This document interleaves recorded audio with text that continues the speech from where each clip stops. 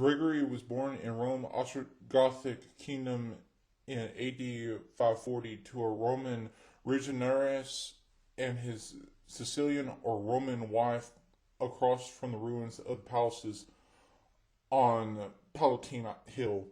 As he grows up, Gregory becomes well versed in literature, language, fluent in imperial law, Latin authors, natural science, history, mathematics, and music.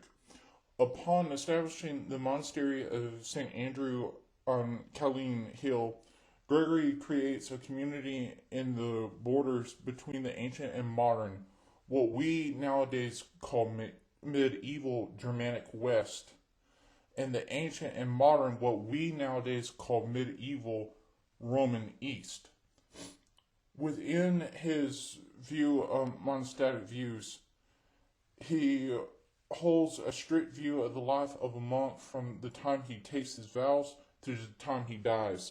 If a monk broke his vows or sinned, Gregory considers his punishment to be again in his life and then in the next. For example, when he found a dying monk had stolen money, he had the monk die in solitude and then discarded his body and money into manure. Before 579 AD, Pope Pelagius II ordains Gregory as a deacon and sends him to try to resolve the skirmish of the three chapters, a doctoral dispute between the Miaphysite Christians and the Chaldean Christian Church.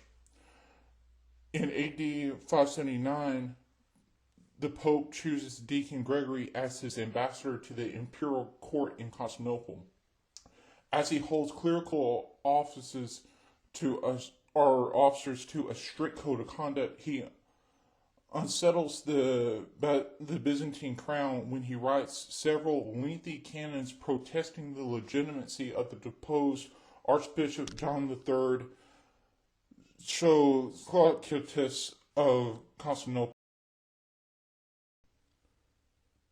Despite the rebuking, Gregory begins to cultivate personal connections with the Byzantine elite instead of the interests of Rome.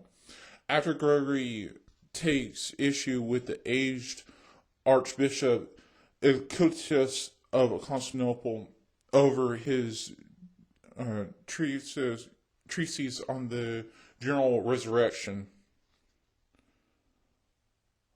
in which he stated the resurrected body will be purely spiritual, contradicting what is in Luke 24:39. Emperor Tiberius II Constantine rules in favor of Gregory and orders the writings of the archbishop to be burned, as both the archbishop and Gregory become ill. While the archbishop recants before his death, Gregory heals and relents the issue due to his illiteracy of Greek. After returning to Rome and his monastery in AD 585, he is elected pope by acclamation.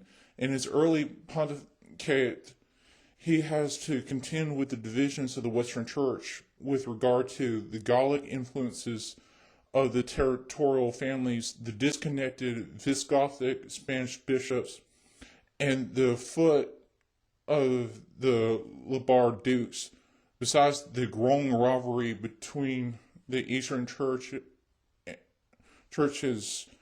Episcopate of Ravenna. He promotes almsgiving, bathing, missions, and evangelism of non-heretical theology. As for the church reforms, he alters the pre-Tridentine Mass by moving Paternoster after Canon Missa and before Factio Panis. He influences divine liturgy of the pre-sanctified gifts in both churches.